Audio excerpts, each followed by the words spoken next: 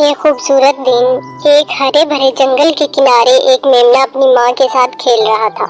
میمنا بہت خوش تھا اور ادھر ادھر دوڑ رہا تھا۔ اس کی ماں اسے بار بار خبردار کرتی کہ دور نہ جانا، مگر میمنے کی نادانی ایک دن اسے بہت بڑی مصیبت میں ڈالنے والی تھی۔ ایک دن میمنا ایک رنگ برنگی تتلی کے پیچھے دوڑتے دوڑتے جنگل کے اندرونی حصے میں جا پہنچا۔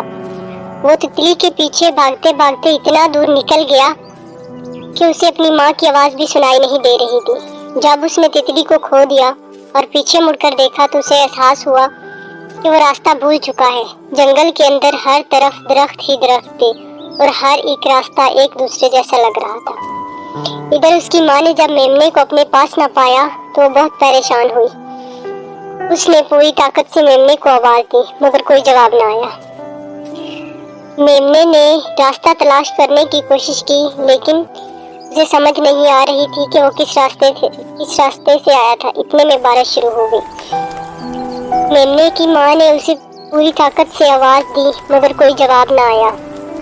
میمنا جنگل میں خوف زدہ اور اداس بیٹھا تھا کہ اچانک اس نے جھاڑیوں میں کچھ سرسراہٹ سنی۔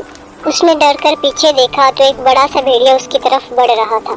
میمنے کی حالت خراب ہو گئی اور وہ چیخنے لگا اور دوڑنے لگا مگر بھیڑیا اس کے پیچھے پیچھے تھا۔ اتنے میں میمنے کی ماں اس کو تلاش کرتے ہوئے اس جگہ پہنچ گئی جہاں میمنے اور بھیڑیا تھے۔ ماں نے بھیڑیے کو دیکھا اور بغیر کسی خوف کے اپنے بچے کی حفاظت کے لیے آگے بڑھی۔ ماں کی محبت اور جرأت نے اسے بے خوف بنا دیا تھا۔ اس نے بھیڑیے کو دور بھگانے کے لیے زور زور سے دوڑنے لگی۔ بھیڑیا ماں کے حملے سے ڈر کر پیچھے ہٹ گیا اور آخرکار جنگل کی گہرائیوں میں غائب ہو گیا۔ ماں نے جلدی سے اپنے میمنے کو گلے لگایا۔ میمنا روتا ہوا اپنی ماں کے ساتھ لپٹ گیا اور وعدہ کیا کہ آپ کبھی دور نہیں جائیں گے۔